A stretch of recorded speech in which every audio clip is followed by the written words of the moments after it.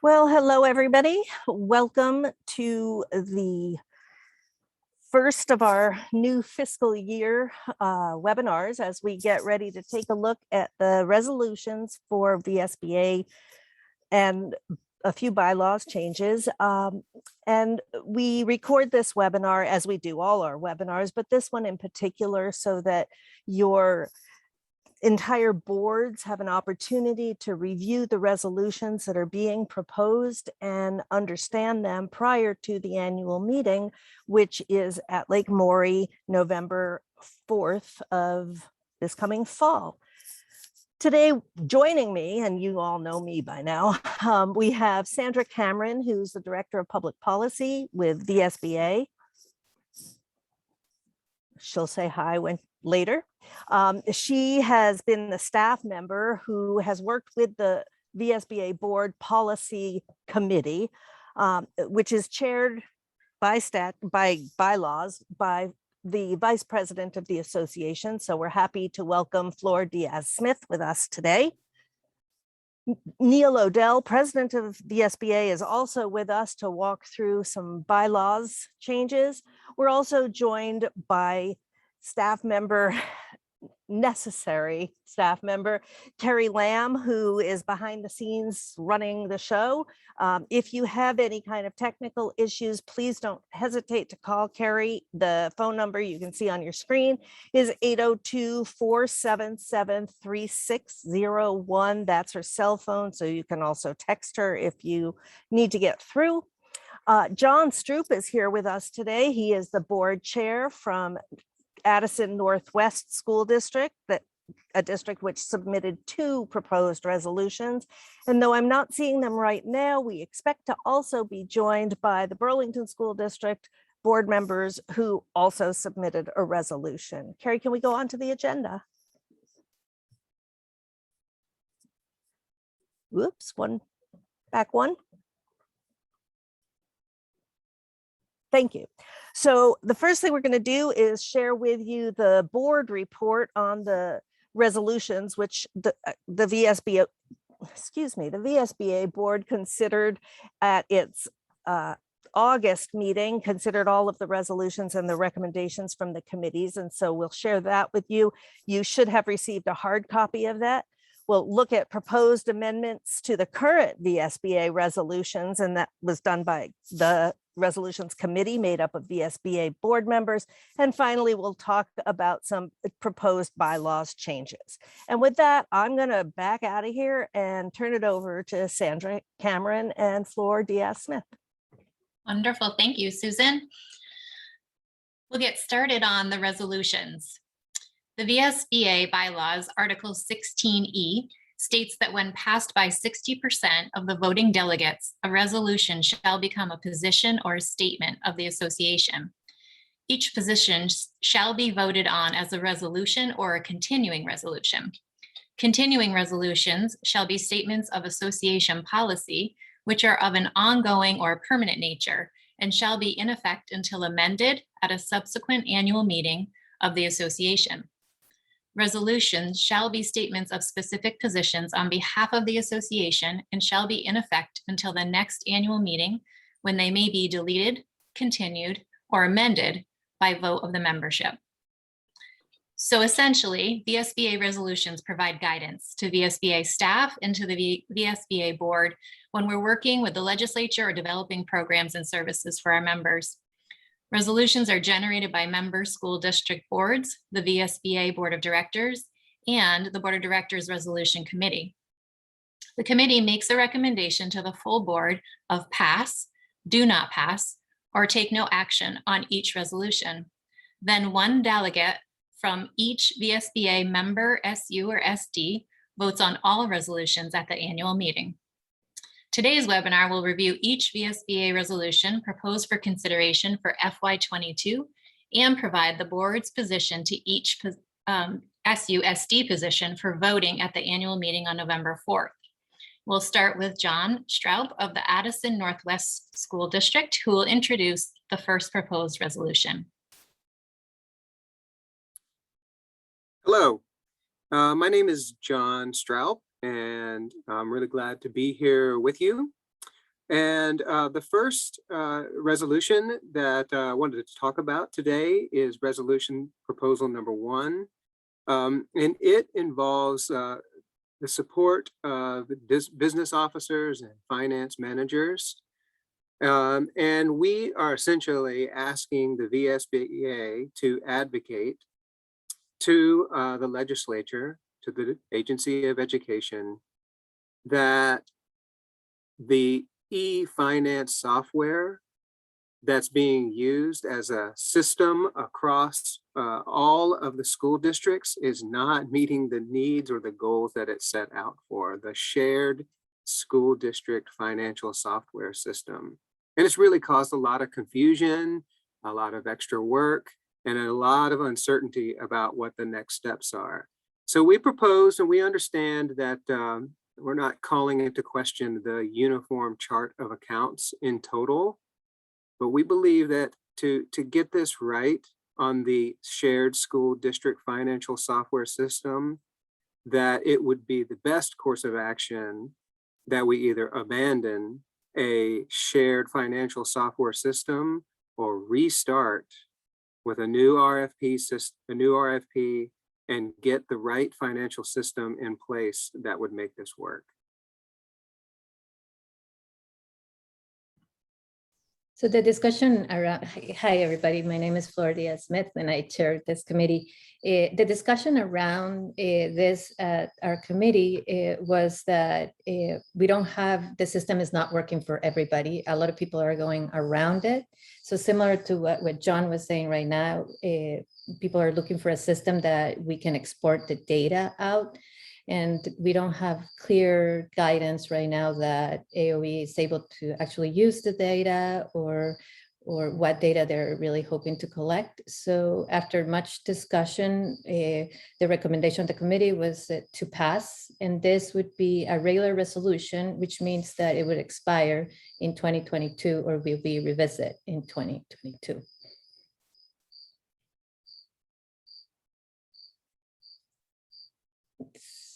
So let's move on to the next one.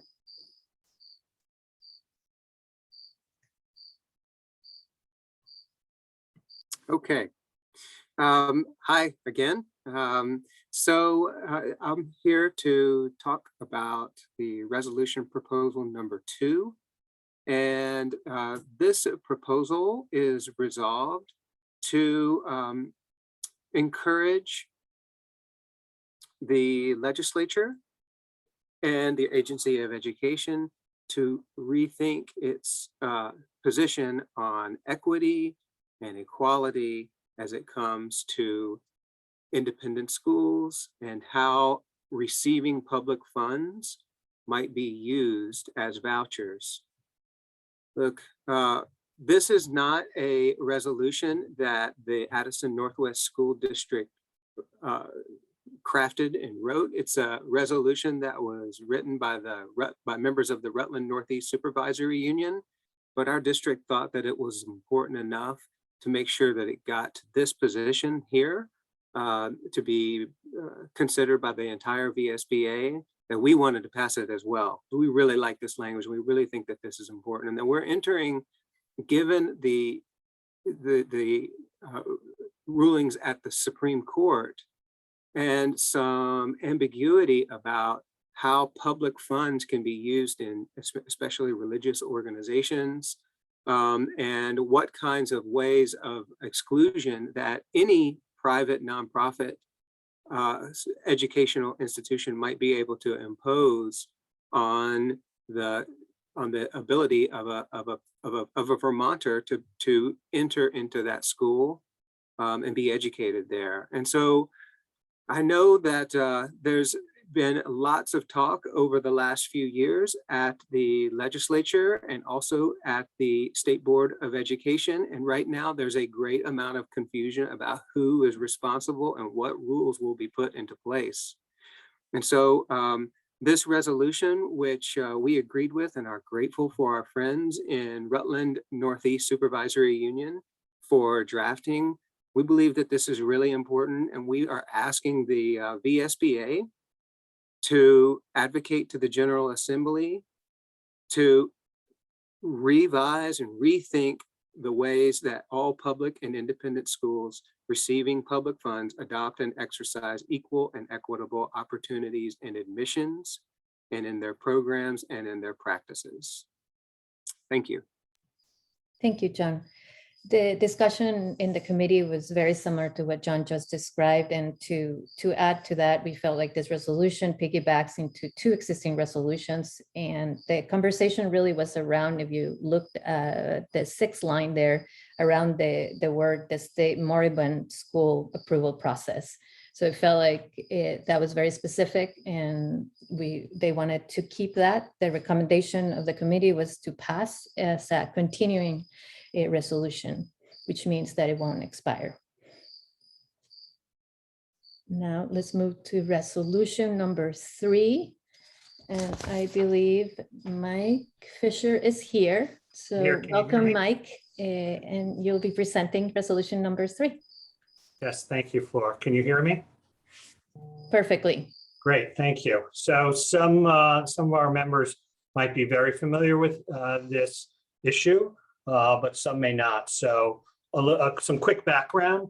In 2019, at the behest of the Vermont legislature, a group of nationally recognized experts in education conducted a study of the weighting factors used in Vermont's education funding formula. This thorough report concluded that the current pupil weights, how students with different needs are counted to determine the differential cost of educating them, they determined that those pupil weights are outdated, over 20 years old, do not appear to be based on any scientific study, and do not reflect the contemporary costs to educate children who require additional resources. The report also provided specific recommendations to update and improve the weights used to determine the equalized pupils, which is that key measure in the state's education funding formula. The report concluded that our children who live in poverty, in rural communities, attend small schools, and who are new American English language learners are not being provided with adequate resources to help them keep up with their peers. The report went beyond documenting the problem by also providing a conclusive solution and recommended new weights to be used in the funding formula to provide educational equity across all districts. In their spring 2021 session, the legislature chose to form a task force to, and I'll quote, recommend to the General Assembly an action plan and proposed legislation to ensure that all public school students have equitable access to educational opportunities, taking into account the pupil weighting factors report, end quote. This resolution expresses full support for the report's findings, as well as requests that the legislature plan for implementation of the report's recommendations, both thoughtfully and expeditiously. The VSBA Executive Board has expressed full support for the report's findings and for establishing an implementation plan, and this resolution seeks support from the full VSBA membership for the same. And I know that this is a difficult conversation for our state to have, but it's crucial. We feel that it's crucial. Burlington School Board and 8 other school boards, we feel that it's crucial that Vermont moves forward to address the historical underweighting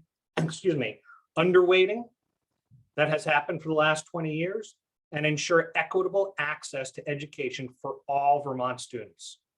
And this resolution was co-sponsored by the Winooski School District, Washington Central Unified Union School District, Twin Valley Union Unified School District, Rutland City Public Schools, River Valley, Marlborough, Kingdom East, Hazen Union, and Burlington, which is a great indicator that has broad support from a lot of different types of districts across Vermont.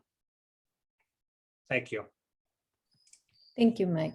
So the discussion around this particular resolution, it was really positive. It's consistent with the 2 motions that the VSBA has passed already. The VSBA fully supports the findings on the pupil weight factors, and the VSBA supports the establishment of a thoughtful and expeditious implementation plan in pursuit of equity and opportunities for all students. So with that discussion, and I didn't read the whole motion, but with that discussion, we felt that this was consistent and that the VSBA, the recommendation of the committee was to pass and then to be reviewed. So it would be a regular resolution and review again in 2022. So thank you, Mike. Thank you. Okay.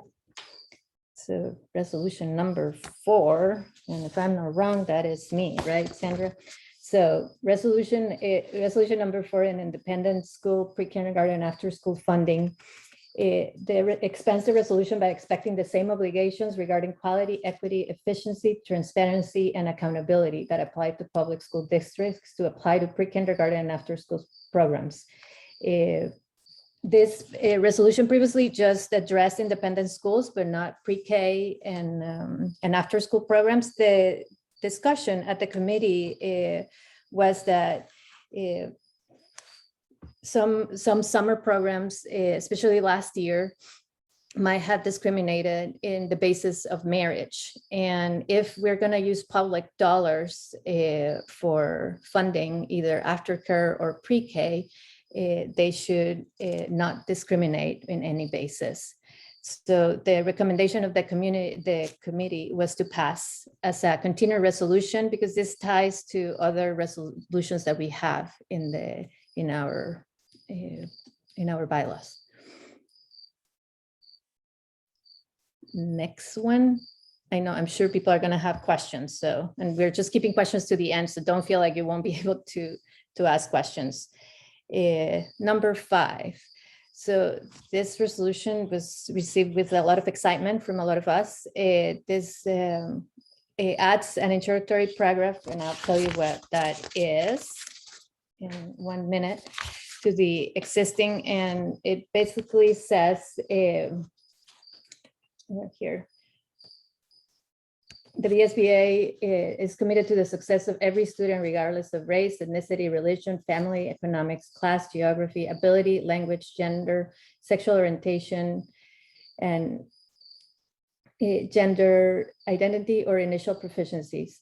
VSBA will incorporate principles of equity within the policy operations and practices and resources allocations, which may include the use of an equity lens when responding to the proposed legislation. So what was exciting and what we discussed is that adding the equity lens really helps our executive director and anybody that is testifying craft testimony when they are presenting to the General Assembly.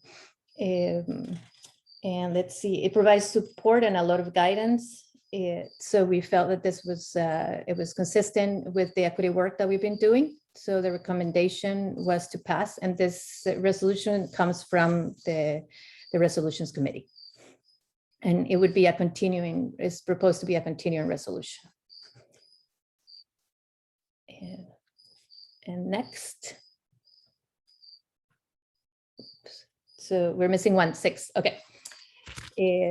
So the last resolution that we have here for you is on the appointments to the unified boards. And I'm not going to read the entire language to you, but basically what we're doing, what we're looking for is for consistency.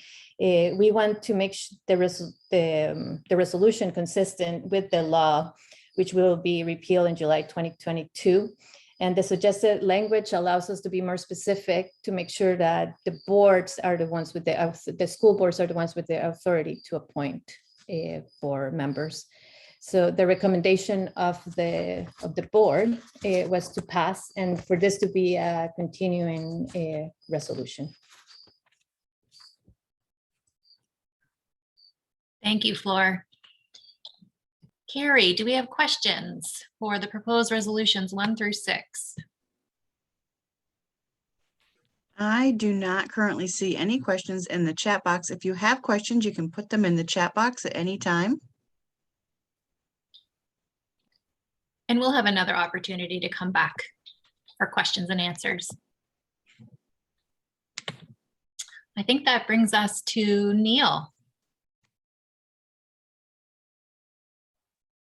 All right, thank you so much. And so I think the first item that we want to address then is the this new notion of continuing versus regular resolution. Am I correct, Sandra? Yeah, okay. So for folks that may be familiar with how we've handled things in the past, we have always presented resolutions at the annual meeting just as resolutions, and we haven't necessarily distinguished the difference between a continuing resolution and a regular resolution. And it was earlier this year when we were actually going through the bylaws that I stumbled upon an item there that I even was not familiar with regarding our resolutions. And that was a requirement that each position, so each resolution should be voted on, and this is the bylaws language, as a resolution or a continuing resolution.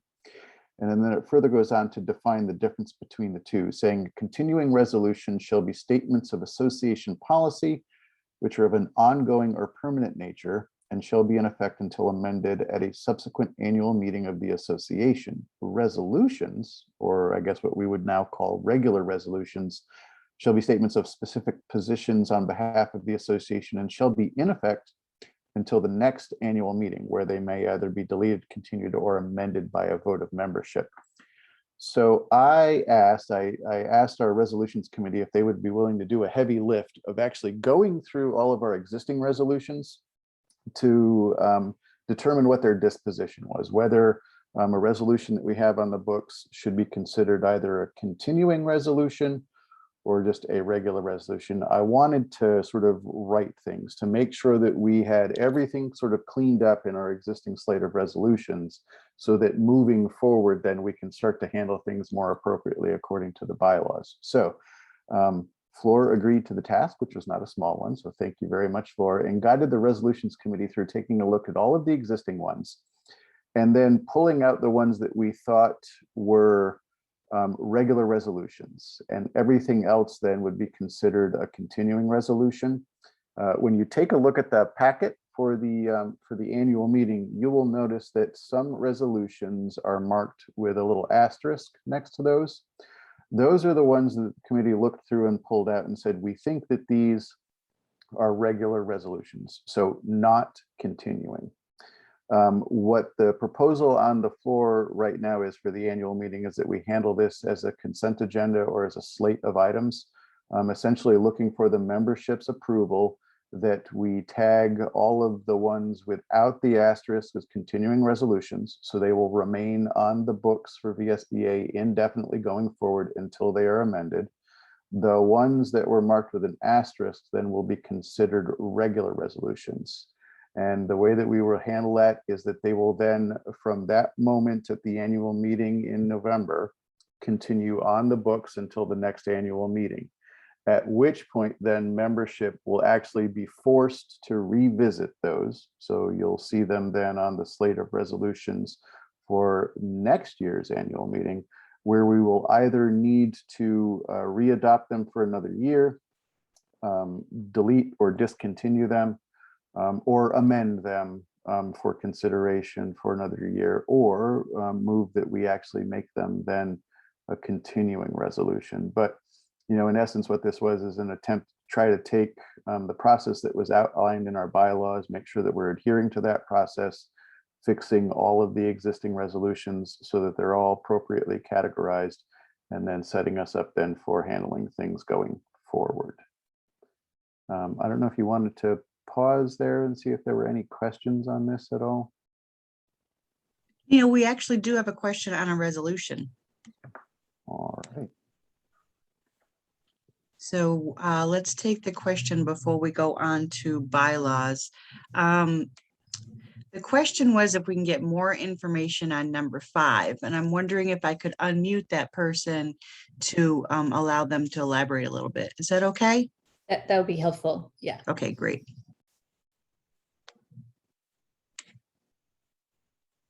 Okay, I have unmuted you. Hi. Hi. Hi, my name is Patty Kemp and I'm from the Springfield School District. And it's just, right now, our school district is going through an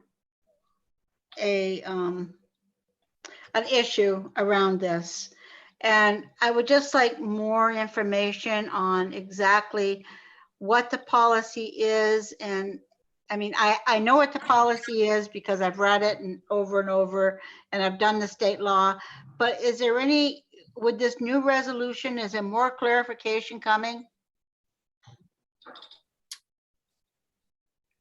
Flora, do you want me to take Yeah, that? why don't you just explain the difference between the policy and the resolution? Sure. Yes. So what we're talking about today are resolutions or positions that help Okay, our work in the legislature. We also do have a model policy on equity.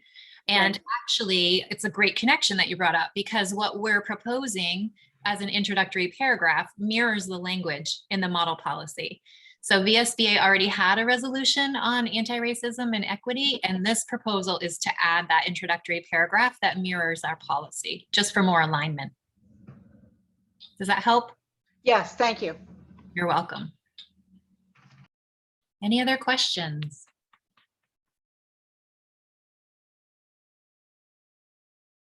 All right, seeing I don't none. see any right now. So, sorry about that. Okay, no worries. I think we can move on to bylaws changes, Neil. Sure. And Carrie, do you have the bylaws changes to show on the screen, or would it be better for me to show my screen? You can show your screen if you'd like, if you have it up. I also have it up. Okay, if you have it up, then why don't you just go right ahead? So for folks on the call, the other thing that we need to do at each annual meeting is review any proposed bylaws changes. This year, the executive committee got together. We went through the bylaws and did identify a few areas that we thought were appropriate for changes. And so those we will go through with you right now. And then, like I said, once again, you'll see them at the annual business meeting for approval by membership. All right. So the little color coding at the top of the document there shows you what the new language is, the deleted language. And then we've also got another category of existing language, a language that was in the document, but we've moved it around to a different section within the document. The first area, Carrie, if you wouldn't mind scrolling down, would be, I think, the section on dues.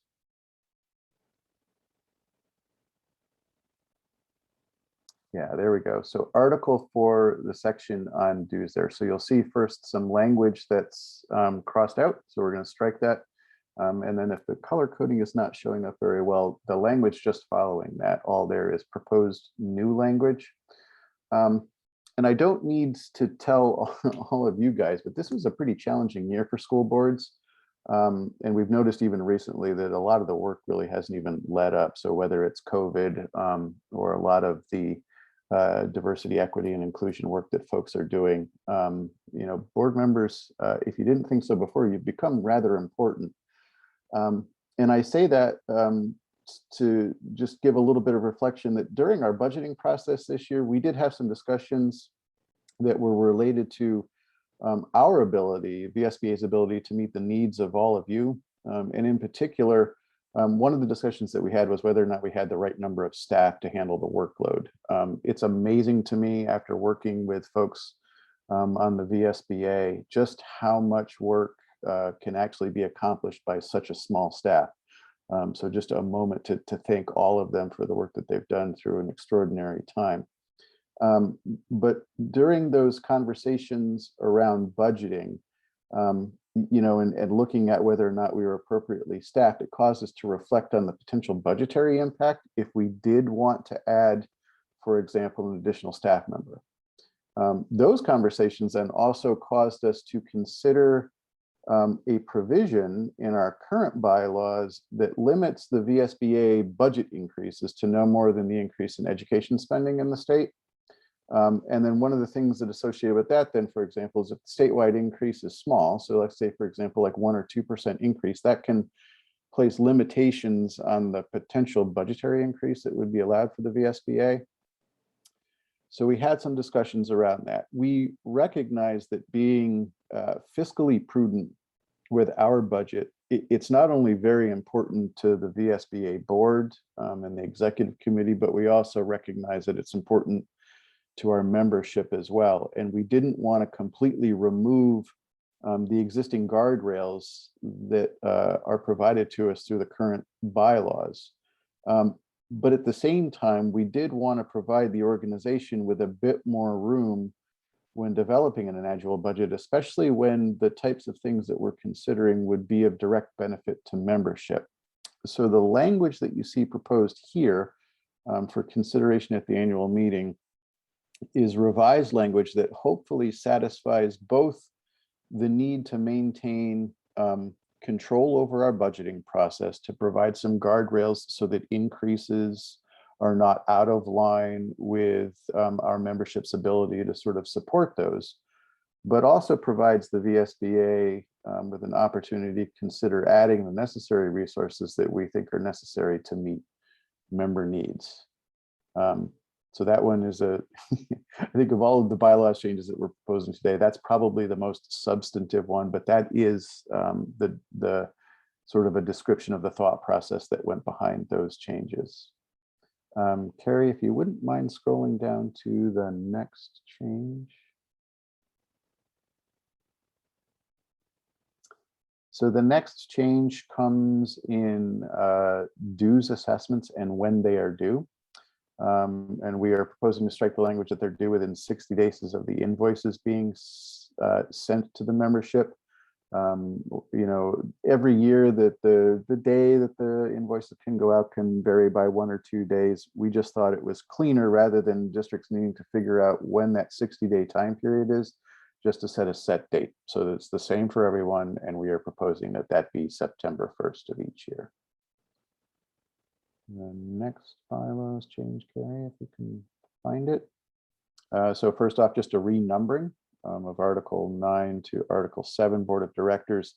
We are proposing to strike the language that you see here highlighted because we're actually moving it to a different section in the document that we thought was better to consolidate language regarding the Board of Directors into one single section, and especially the position regarding officers and elections. So while you see it struck here, you'll see it reappear later on in the document. So Kara, if you wouldn't mind scrolling down. And so there you will see it reappear then under officers and their duties in the renumbered section 8, noting that the president is elected from active board members. At the August meeting of each year, the president serves a term from November 1 of that year until October 31st of the following year. And if the election of the president creates a vacancy in a regional seat, that seat is filled at the next regional meeting in his or her region. So same language as before, just relocated in the document. We wanted to clean up the language in the elections area a little bit, just to make sure that it was in alignment and not conflicting with previous language. Particularly around the election of a president, since it sort of is repeated here.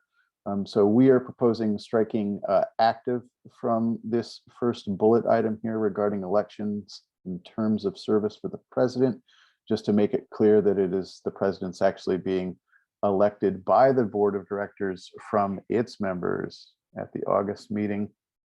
And then we are just changing the language here to strike to executive committee members. We call them at-large members. They serve on the executive committee, so just cleaning that up. Next one under staff, just a renumbering of the article. And then just another renumbering there to make sure that we're all of our references are correct. Carrie, if you can go down a little bit. Oh, was I missing the committee? So my colorblindness Yes, is Finance coming Committee. again. Yep, sorry.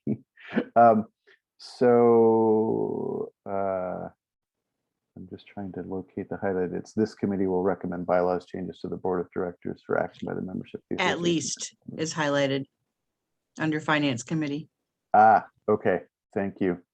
Yeah, I will admit that even the highlighting here is hard for me to see. This year we had more than 2, so we've just changed the bylaws so that it reflects some practice that we have engaged in the past few years. Under Executive Committee, it's the last sentence. Yep. In the first paragraph. Yep.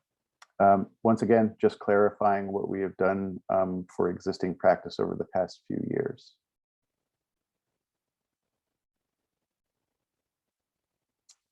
As far as the reorganization, that work is complete. A huge amount of effort. We're happy to see that it's gone fairly well. So we're just striking language in there that's no longer pertinent. The other thing here is, so as far as persons who are serving on the VSBA board, we noticed a phrase in the existing bylaws that limited a term to no more than 5 consecutive elected years. In practice, we have not enforced that. And quite frankly, we've got several good board members that have been serving in that capacity longer, and I would hate to lose them. So we are proposing to strike this language out of the existing bylaws to bring us in compliance with how we've currently handled things. Plus, we also think it's the right thing to do. For those folks that may have been paying attention, we went through a process recently to realign our fiscal year. And so the language that you see here is to now reflect the fact that we have completely moved to that new fiscal year, which is July 1 through June 30th. And that helps to align us with what school districts across the state experience with their fiscal years as well. Financial reports and bonds. There was an item in the bylaws that required that the board of directors actually set the amount of the bonding for the officers and the staff. In practice, we had not been doing that. So we want to assure you that officers and staff are bonded. That does exist. We are just removing the requirement that that the level of that amount be determined by the board of directors. We've worked closely with our insurance agencies to determine what the appropriate level of bonding and coverage is for our folks. And so we get that amount through conversations with them. And I'm correct. I think that may be all of the bylaws changes. Thank you, Neil, for that explanation. We can pause here and see if there are questions about either the resolutions or the bylaws. Do you see anything, Carrie? Oh, let's see. No, I think we're good on questions. Excellent. I think Flor wanted to say one more thing. Looks like Flor may be frozen. Let's see if she can join us again.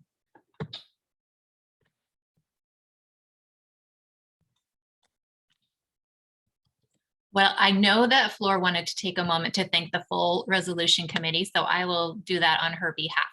The resolutions committee was chaired by Flor Diaz-Smith. It also included Gaston Bathalon. Hi, Flor, are you back? Can you hear me now, Sandra? Sorry, I just got, is Vermont, the internet just like out of the blue, and it's not even windy right now, but it just went off. So I thank you, Sandra. I just wanted to thank the resolution committee and make sure that everybody knew that it was not just our work, and thank Sandra for supporting us, and Neil for making us work hard and being part. Neil and Sue Sigleski both sat in all our meetings too. But the committee was made from Gaston Bathalon, Don Collins, Lori Childers, Dan MacArthur, Colleen McKinnon, Jeremy Metcalf, Judy Murray, Nancy Russell, Adrian Raymond, and Jim Salzgeber. So thank you, everybody, for all your work. And thank you, everybody, for coming today. And I'll give it to Susan.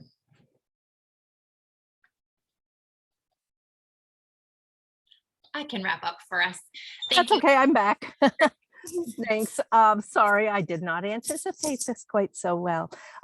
So yes, I want to reiterate what Flor said. Thank you all so much for joining us. And that includes for those of you who will be listening and watching later and not having the opportunity to ask questions directly of the boards that were proposing resolutions, but you will have an opportunity, or your SU delegate to the annual meeting will have an opportunity to ask your questions. And that is, again, where these resolutions get voted on. There is one delegate per SU, as has been the process for the last several years. And just a reminder for those of you who are here live with us today, it would be great when you click out of here to take 2 minutes and give us a little bit of feedback on this webinar and webinars in general so that we can continue to make sure we're meeting your needs by scheduling appropriate topics at appropriate times. So thanks very much. Enjoy the rest of the day. Thank you, everyone.